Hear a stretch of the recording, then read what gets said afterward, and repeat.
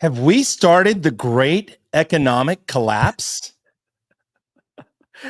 That's a great opening. I think there's a lot of people out there acting like the U.S. economy is collapsing, the empire is falling. Ray Dalio, Peter Schiff, and others have been talking about the demise of the U.S.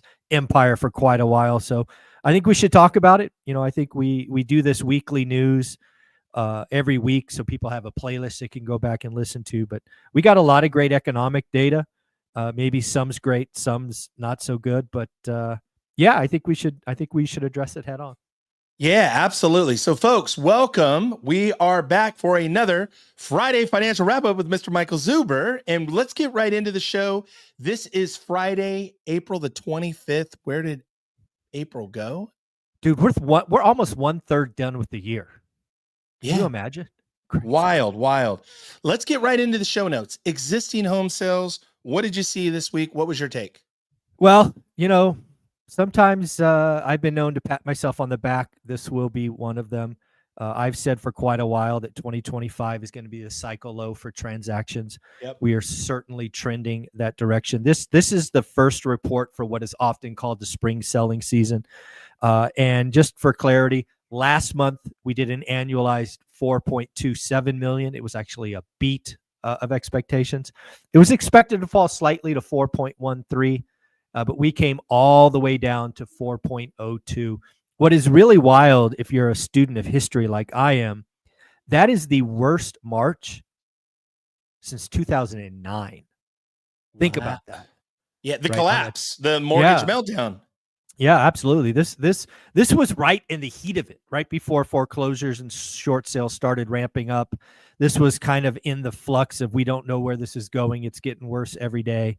And to think that this March that just passed, put in a low not seen since 2009, this is exactly what I've been telling people, right? I've been telling people, if you're in the business, this is going to be a hard year. This is going to suck. And I'm not changing my opinion. On the other side of that, again, 2025, whether you like it or not, whether it's fair or not, whether you hate it or not, is going to be the year of the investor. We are going to find motivated sellers. We are going to craft deal of the decade opportunities. And there will be some of us that take advantage of this chaos. 2025 is going to suck for a lot of people. But for, the folks that do the work, the folks that are part of our communities combined, we're going to dominate. It's just so clear. So, I'm excited, but, I feel for, 95% of Americans, but, there's 5% of us that jump into the sea when the seas get rough, and, we come out with the biggest gold bars and the biggest diamonds. So I'll just do it again. Here we go, folks. It is on. It is absolutely on. Be careful what you wish for. Let's talk about new home sales. What happened? New home sales were interesting. Tell us about new home sales. Yeah, the last thing I want existing home sales, because again, the crash bros are calling for a 5% decline, 9% decline. One idiot's calling for a 50% decline, but we can just write his ass off. Yeah. Existing home sale. I don't name names. It? I don't name names. I'll name them. Send me a message. There you go. Prices were up. Again, existing people don't freaking get this. I've been telling you for 3 or 4 years. Yeah. We can have crashing transactions and prices can go up. So prices went up 2.7%. Nothing new there. No crash yet. I'm sorry. So new home sales, kind of a different story, right? Yeah. New home sales last month we did 674. These are 674,000. It was expected to be slightly better at 685. It actually jumped all the way to 724. How can that be? Well, builders, if you haven't been paying attention, have figured out it's not price, it's payment. Yep. In addition to that, if you scratch the surface on new home sales even a tiny bit, you will see the Northeast was down negative, like it was down like 20%, but the South was up 12. And what you may not know if you don't study the history like I do, the South makes up the cheapest region, also has the most new home sales. So that's how you can have, home sales beat when the Northeast is down big time, but the South is up big time. So no surprise there. If we want to talk price is down for new home sales, but that's not like for like. We have a region mix. We have a size mix. But yeah, and I think I saw this somewhere. Existing home sales price is slightly above new home sales. It's not a metric that I think is relevant or interesting, No. but some people want to point at it as some mega trend. I don't get it, but whatever. But at the end of the day, new home sales are sold on payment.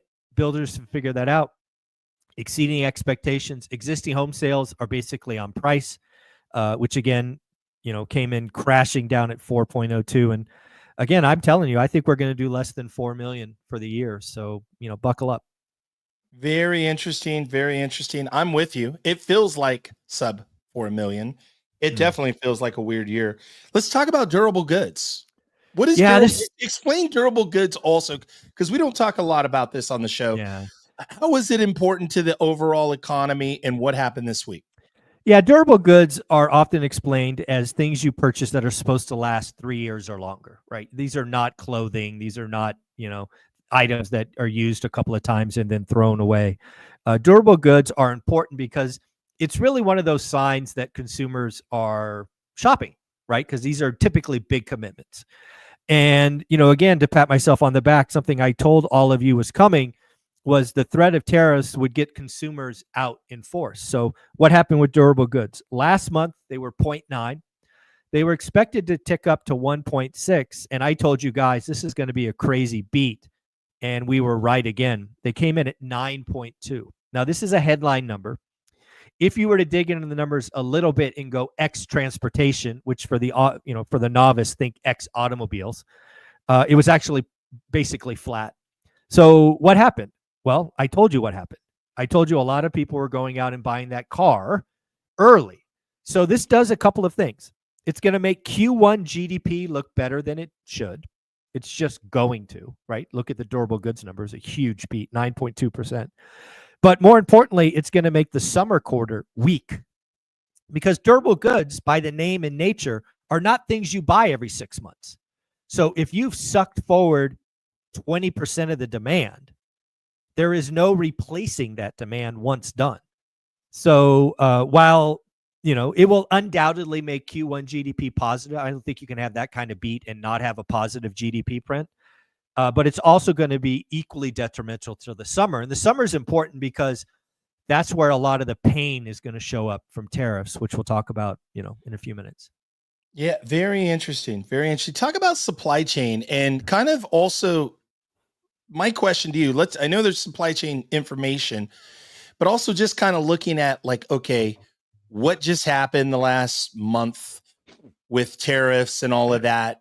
Are we going to see an effect in supply chain? What's going on this week with supply chain? Yeah, so the supply chain is something that's very interesting, and I'm digging into this more and more because I don't think people understand what's coming. So I don't know if you guys know this, but it typically takes 30 days, I think it's 28 days, to go from China to the West Coast. It takes 40 days to go to Texas or New Orleans, and it takes like 50 days to go to the East Coast, right? So why is that important? Well, given the way that tariffs were rolled out, all the ships that were already in transit are considered pre-tariffs. So they are full up, right? These ships that are coming in since Liberation Day, right? Liberation Day was April 2nd. Ships are going to start showing up now that are pre-tariff, and they are going to be full. However, we are starting to see shipments or vessels cancel May journeys, June journeys, because they don't have enough cargo to justify the shipment. So people that were talking about empty store shelves and things of that nature, it is still certainly possible, and one might argue probable, especially for low margin, quick purchase things. But it's not going to show up until, I don't know what you want to call it, best case, worst case, late May, but very likely it will be June, July. So we, the American consumer, will not see the supply shock until June or July.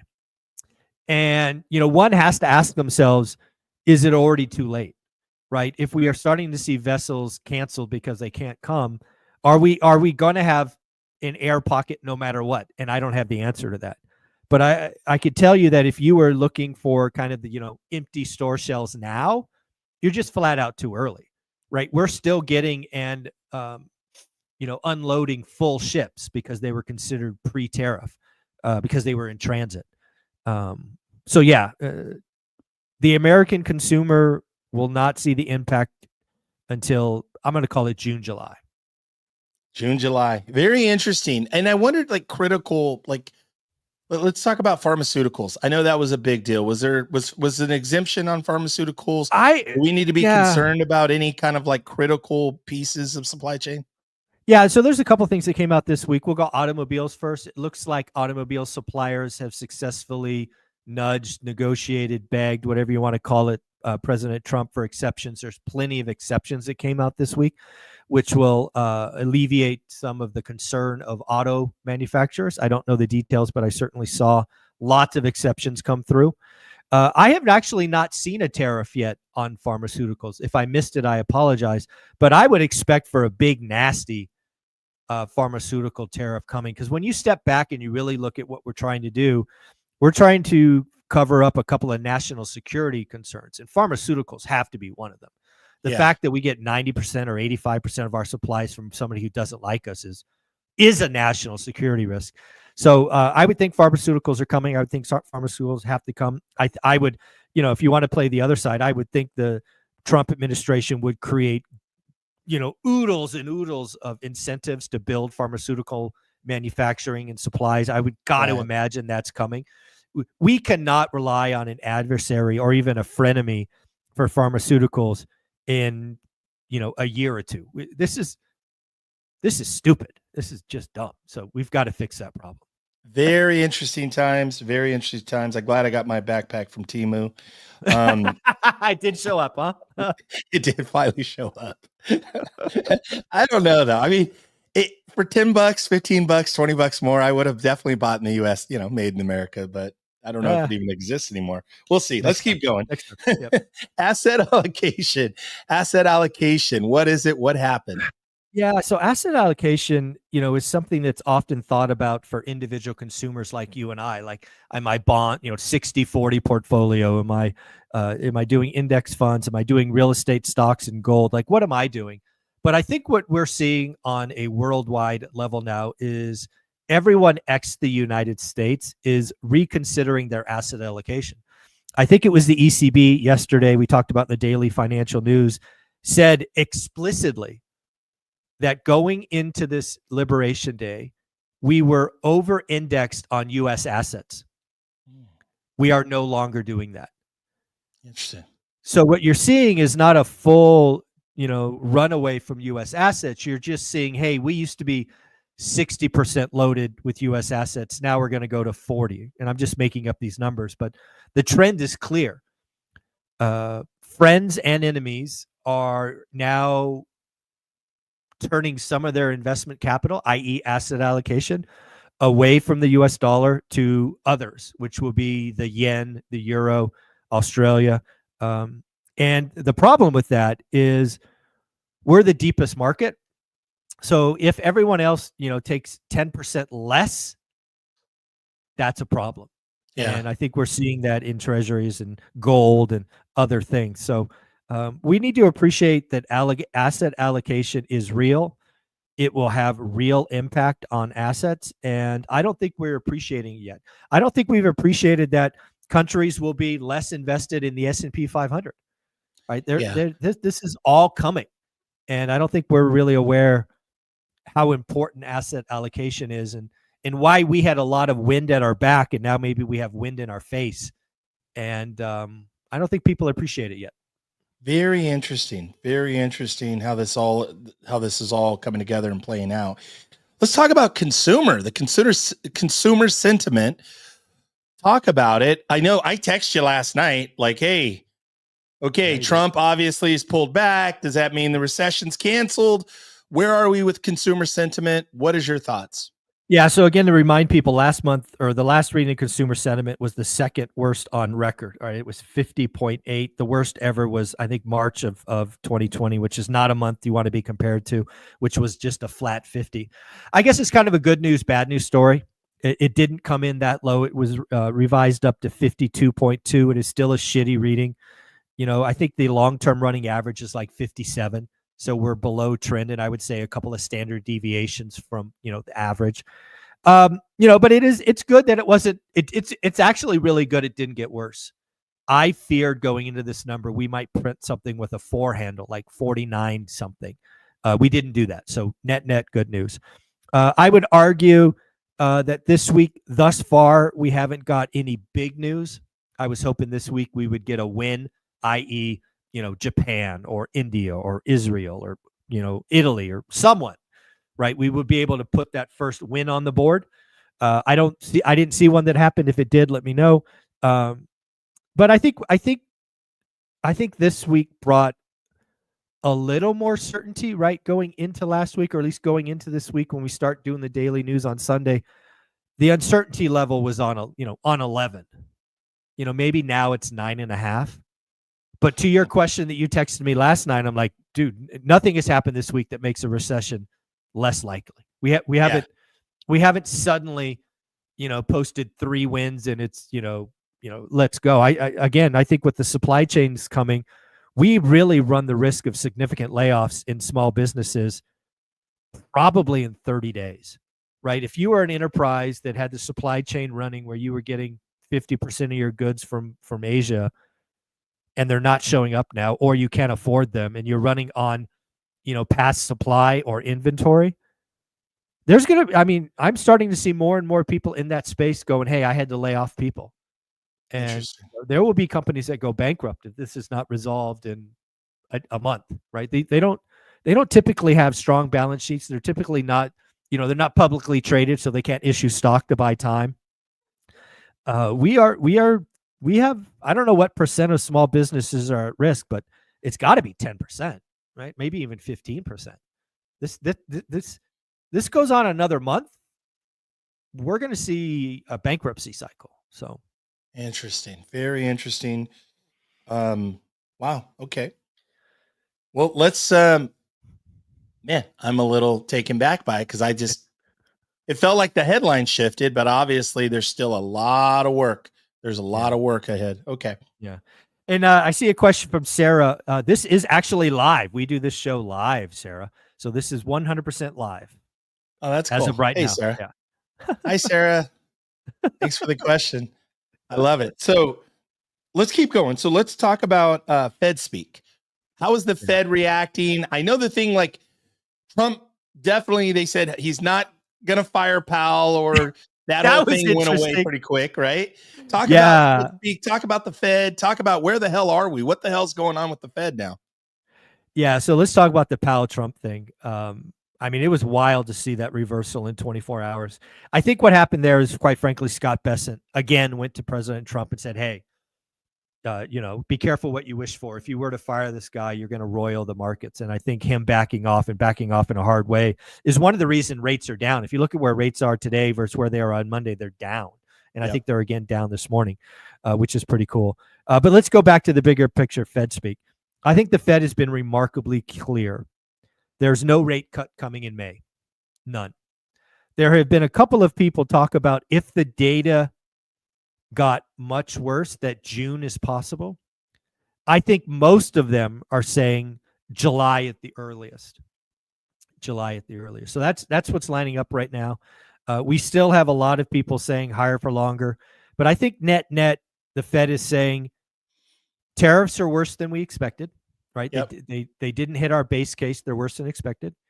We expect tariffs to raise prices, at least in the short term. And we expect tariffs to cause job loss. Yep. And if you don't know what the Fed is saying without saying it, is they're saying stagflation is a real risk. Yep. And the Fed has been remarkably clear. Stagflation is the boogeyman. They don't know how to fight it. And we all should be concerned about that. So they're painting a risky picture, and dare I say uncertain picture. That I think uncertainty is going to be the word of the year without question. Yeah. Very interesting. I know they talk a lot about the dual mandate, right? And so because of the dual mandate, it's like we can't just lower rates because that might spike inflation and set another fire, right? Is that basically the whole? Yeah. Again, you could go back and look at Arthur Burns in the early 80s. He thought he licked inflation. he relented and cut, and it started what became at the time the worst thing since the Great Depression, the 81, 82 nasty recession. So yeah, cutting early is not a good idea. Very interesting. Let's talk about earnings. What happened? Earnings review this. What did you see in corporate? Yeah, we're going to America? kind of just start at a high level. I think when you think about earnings, we get a lot more clarity next week and the week after when non-financial start reporting. I would argue that the big bucket of financials reported good earnings. I would argue that travel, airlines and things of that reported disgusting earnings, cutting routes, lowering expectations, ugly numbers, especially domestic, right? Domestic travel way down. I would say tech, if you're hardware tech, kind of a bad story. If you're software tech like ServiceNow, actually pretty good. Software is kind of not impacted by tariffs. And then you kind of look at the consumer, and I think Chipotle was the most interesting earnings, kind of indicating that consumers are pulling back. Net, a lot of companies have lowered expectations. Plenty of them have removed forecast. But I think we get a bigger picture on the collective earnings of the S&P 500 next week and the week after. Thus far, kind of a meh earnings, which you probably should expect. Very interesting. Now, did you know the guacamole is extra? I did. Okay. Do you like guacamole or? I do. I do too. Yeah. I'm like, put double on. I double it. Yeah, give me 2. Well, not this month. I didn't do double. So not this month. But when things are, anyway, you get it. Yourself? You get it. You get it. All right. Okay. I'm just trying to have some fun. Here we go. So let's talk about school. Let's talk about opportunity. Here's the thing. Let's be real. Everything we just talked about probably scared the you-know-what out of 80% of, viewers, right? The viewers. Talk about what the big opportunity is. Talk about school. Yeah. Tell them, folks, you need to get involved with school. Break down school, how that works, and talk about the opportunity that's important in front of us. Yeah. So one of the things I'm doing now in school is I'm going to be talking live in school every Sunday at 8 a.m. that I'm not traveling. I've now allocated that time for school on purpose. So the good news is most months you're going to hear from me 4 times. You're going to be able to ask me questions live 4 times. I am going to occasionally once a month invite larger audiences like this one coming up. I'm going to invite anybody who bought my course. So we may have more people, which is fine, just to show people what school and the community is all about. Also, the important thing about this Sunday is I'm bringing Stephen Dow on to talk about this 50, 40, 10, the 90% CLTV, because I'm convinced that the number one loan for real estate investors in 2025 is a 90% CLTV loan, 10% down, lower blended interest rate, all of these things, which are amazing. So we're going to get Stephen Dow on Sunday at 8 o'clock to answer any and all of your questions. You can't miss that session. So I'll be bringing on more experts. You and I'm sure we'll do a session in May. And I'm just going to treat Sunday, 8 a.m. as school, I don't know, love fest or whatever you want to call it. And I'll be open for that. So that's going to be fun. But as far as school goes, it's the only community on the planet that I'm aware of that is full of people doing what we do, right? We're doing the work. We're rowing the same direction. They're all go-givers. They're all there. Thousands of dollars in education, 6 different masterminds running each and every week. And now a live session with me. So 7 events a week. And it's $20 a month, 67 cents a day, pennies, or 67 pennies a day. And I don't know why you're not there. If you want to get around the network of people that are doing it, sign up, introduce yourself. You get showered with love. And we just keep going. And then kind of the opportunity for school or opportunity for us, even if you're not in school, is 2025 is the year of the investor. It just is. Why do I say that? It's freaking economics 101. Demand is down. I would argue demand is down big. Supply is up. We are 30% up on supply. Days on market are growing. And folks, if you haven't figured it out by now, the opportunity lies in finding a motivated seller. And that doesn't always mean lower price. That's why we're bringing Stephen Dow on Sunday. We're going to talk about, hey, let's write up a cash price at 60 cents on the dollar, but maybe we can pay 90 cents on the dollar if the seller is willing to carry some debt. Yep. Right? Create a win-win situation. So again, I'm going to bring the full force to this because I know it's going to be a tool. And again, you can use this tool to buy houses, duplexes, and even apartment buildings. Yep. I'm convinced in our community there will be somebody that buys a 7-figure apartment building or more this way with 10% down, owner carry, a portion. And I look forward to being right again. I'm right a lot, and I look forward to being right again. I love what you told Joe and I. You said the deal of, not the deal of the year. You said the deal of the decade. That's what I want everybody thinking about. You've heard me for 5 years or 6 years talk about good and great. No. We're going to do the deal of the decade. And to be clear, I think the deal of the decade comes around once a year if you're looking and you're consistent. And that's what 2025 should be for a lot of us. Most of us watching this, myself included, we want to do one deal this year. Might as well make it the deal of the decade. If it truly is the year of the investor, and I think it is, let's just take max advantage. Let's go for it. Let's go for it, folks. The deal of the decade is available to you. This uncertain market is opportunity. Get involved with school. $20 a month, pennies. Take it for a test drive. If you like it, come get on the Zooms every Sunday. If it's not a fit for you, no problem. But I would say get involved with school. Michael, thank you for all that you do. Have a great weekend, my friend. You got it, man. Take care. Take care. Bye-bye. Bye-bye.